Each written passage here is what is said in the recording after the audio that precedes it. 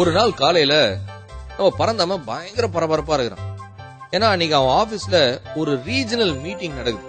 அதுக்காக அவனுடைய பாஸ் எல்லாம் வந்திருக்காங்க. அவன் பாஸ் எப்படின்னா, இவன் ஒரு பதில் சொன்னானா அது சம்பந்தமே இல்லாம ஒரு கேள்வி கேட்பாரு. அதுக்கும் நம்ம பதில் சொல்லணும்னு எதிர்பார்ப்பாரு. அப்படி சொல்லலாம், ஏன் சொல்லல, ஏன் உனக்கு அது தெரியல அப்படின்ற மாதிரி அதை புடிச்சிட்டு ஒரு அரை மணி நேரம் மொக்கைய போட்டுருவார். இதுக்கு பயந்துகிட்டே ஒரு வாரமா பிரசன்டேஷன் பண்றது, அதை பண்றது, இந்த பேப்பர்ஸ் ரெடி பண்றது, இப்படின்னு பயங்கர ஒரு எக்ஸாமுக்கு படிக்கிற ஸ்டூடெண்டோட பயங்கர கடுமையான ஒரு ப்ரிப்பரேஷனோட இருக்கிறான். காலையில இருந்து இன்னும் போதும் ஆபீஸ்ல ஏதோ போதும் ஒரு டென்ஷன். வைஃப் கிட்ட கூட கிளம்பதே சொன்னது, நீங்க சாப்பாடு கட்டுறேன்னு சொல்லி அரை மணி நேரம் லேட் பண்ணுவேன், நீ எதுவும் இருந்தாலும் ஆபீஸ்லயே சாப்பிட்டுக்கிறேன், நான் முதல்ல கிளம்புறேன், லேட்டா போடாது ஆபீஸ்க்கு அப்படின்னு சொல்லிட்டு கடகடன்னு கிளம்பி கார் எடுத்துட்டு ஆபீஸ்க்கு போயிட்டான். ஆபீஸ் போனதுக்கு அப்புறம் அங்க பாஸ் வந்தாரு. பாஸ் சார் சார் ஏன் சார் வந்தீங்கன்ற மாதிரியே ஒரு பொய்யா சிரிச்சு அவரை வரவேற்று அப்புறம் மீட்டிங் எல்லாருக்கும் தயாராயிட்டு இருக்கிற நேரத்துலதான் பறந்தாம ஒரு முக்கியமான விஷயத்தை ரியலைஸ் பண்றான். ஐயோ, அந்த மஞ்சா கலர் ஃபைல நான் எடுத்துட்டு வராம வந்துட்டேனே, அது இல்லன்னா நான் செத்தேன் அப்படின்ற மாதிரி வைஃப் போன் பண்றான். ஏய் பாரு, பெட்ரூம்ல அந்த மஞ்சா கலர் ஃபைல் இருக்கா பாரு. ஒரு கம்ப்யூட்டர் டேபிள் பக்கத்துல அழகா வச்சுட்டு போயிருக்கா. ஆமாங்க, இங்கதாங்க இருக்கு, என்னங்க அப்படின்னு. அந்த ஃபைல் அவ்வளவுதாண்டி என் வேலையே போயிடும்டி, எப்படியாச்சும் அந்த ஃபைல் ஆபீஸ்க்கு அனுப்பிச்சு விடுறியா அப்படின்னு. ஏங்க இங்க வீட்டுல யாருங்க இருக்காங்க, பக்கத்து வீட்டுல அந்த பையன் கூட காலேஜ் போயிட்டாங்க, இன்னைக்கு எப்படி அனுப்புறது, எப்படியாச்சும் அனுப்பிடின்றவனே. சரிங்க, நீங்க கவலைப்படாதீங்க, எப்படியாச்சும் ட்ரை பண்றேன் அப்படின்ட்டு போனை கட் பண்ணிட்டு ஹாலுக்கு வந்தா கரெக்டா பரந்தாமனுடைய அப்பா அப்பதான் பேப்பர் படிச்சுட்டு இருக்கிறாரு. அப்ப மாமா, அவர் ஆபீஸ்க்கு ஒரு முக்கியமான ஃபைலை விட்டு போயிட்டாரா, அங்க பெரிய மீட்டிங் நடந்துகிட்டு இருக்கு, ரொம்ப அவசியம்ன்றாரு. அப்படியாமா, நான் வேணா எடுத்துட்டு போய் தரமா. சரிங்க மாமா, உங்களுக்கு ஒன்னும் பிரச்சனை இல்லையா, எனக்கு ஒண்ணும் இல்லம்மா, நான் ஸ்கூட்டர் எடுத்துட்டு போறேமா அப்படின்ட்டு அவரு ஸ்கூட்டர் எடுத்து கிளம்புறாரு. இவங்க கரெக்டா இந்தாங்க மாமா, சாப்பாடு வேற எடுத்துட்டு போல, சாப்பாடு போய் அவர்கிட்ட கொடுத்துருங்க அப்படின்னு சாப்பாடு போய் அந்த ஃபைல் ரெண்டுத்தையும் கொடுக்குறாங்க. இவர் எடுத்துக்கிட்டு ஸ்கூட்டர்லயே போறாரு. போய் அங்க பறந்தாம அப்பதான் மீட்டிங் ஹால்ல உக்காந்துட்டு இருக்கிறான். பாஸ் அப்பதான் அட்ரஸ் பண்றாரு. This is the strategy of the company, let's take the review அப்படின்னும் போது கரெக்டா ஆபீஸ் பாய் எடுத்து வந்து பறந்தாம கிட்ட அந்த ஃபைலை கொடுக்குறோம். பறந்தாமனுக்கு போன உயிரே அப்பதான் வந்தது. அது வரைக்கும் டெட் பாடி மாதிரி உட்காந்து சமாளிச்சிடலாம்டா அப்படின்னு சொல்லி அங்க மீட்டிங் ஒரு 1.5 மணி நேரம் நடந்துகிட்டு இருக்குது. அந்த மீட்டிங் முடிஞ்சிட்டு பாஸ் அப்புறம் ரீஜனல் ஹெட் எல்லாரும் வெளில வரும்போது பறந்தாமனுக்கு அப்பதான் ஸ்ட்ரைக் ஆகுது. ஆமா, ஃபைல் யார் எடுத்துட்டு வந்தாங்க, ஆபீஸ் பாய் கூப்பிட்டு கேட்டா, ஃபைல் யார் எடுத்துட்டு வந்து கொடுத்தா அப்படின்போது, சார் உங்க அப்பா தான் சார் கொண்டு வந்தாரு, உங்களுக்கு லஞ்ச் கொண்டு வந்துருக்காரு, வெளில ரிசப்ஷன்ல தான் உட்கார்ந்து இருக்காரு அப்படின்னு. இது boss, Paranthaman father has come, Paranthaman I like to meet your father அப்படின்னு சொல்லி யாரோ ஃபாதரை பாக்கிறதுக்கு வந்துட்டாங்க ரிசப்ஷனுக்கு. அந்த அவங்க அப்பா சாப்பாடு பேக்கோட உட்காந்து இருக்காரு. பறந்தாமனுக்கு அவங்க அப்பா பார்த்தோன்னு செம்ம கடுப்பு.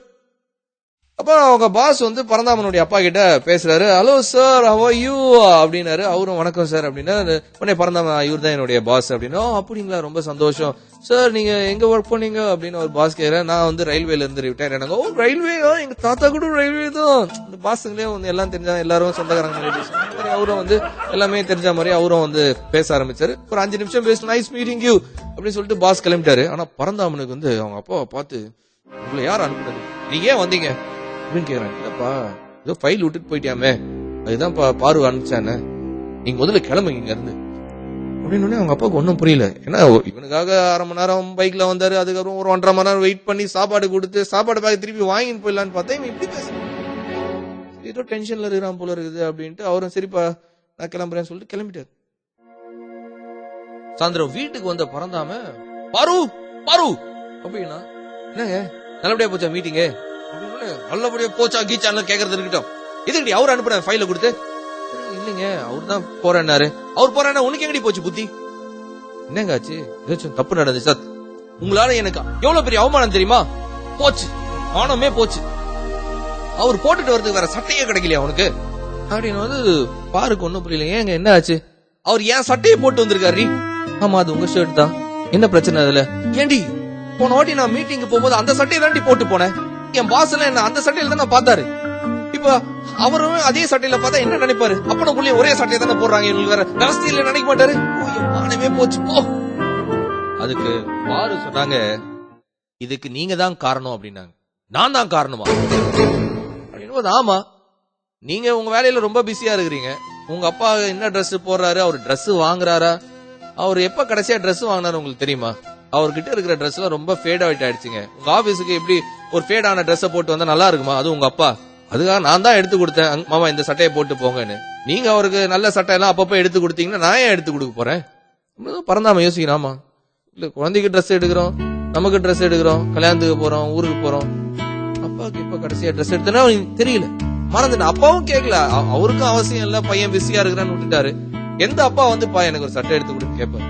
எத்தனை பேர் இன்னைக்கு நம்ம ரியலைஸ் பண்றோம், ஆமா அம்மாவுக்கு இப்ப கடைசியா புடவை எடுத்து கொடுத்தோம். இப்ப நிறைய பசங்க என்ன பண்ணுவானுங்க, அவங்களுக்கு பிடிச்ச மாதிரி எடுத்து கொடுப்பானு, அம்மாவுக்கு பிடிச்ச மாதிரி எடுக்கணும்னு நினைக்க மாட்டாங்க. எடுத்துட்டு வந்து ஒண்ணு கொடுத்தமா புடவை வேணும், அவங்கள பையன் கொடுத்துட்டானேன்னு வாங்கிப்பாங்க. அவங்களுக்கு பிடிக்குதா இல்லையான்னு கூட இவங்க ரியலைஸ் பண்ண மாட்டாங்க. அம்மாவை கடைசியா எப்ப நம்ம கடைக்கு கூட்டிட்டு போய் அவங்களுக்கு பிடிச்ச மாதிரி ஒரு ட்ரெஸ் எடுத்து கொடுத்தோம், அப்பாவை எப்ப கூட்டிட்டு போய் அவருக்கு பிடிச்ச மாதிரி ஒரு சட்டை எடுத்து கொடுத்தோம்.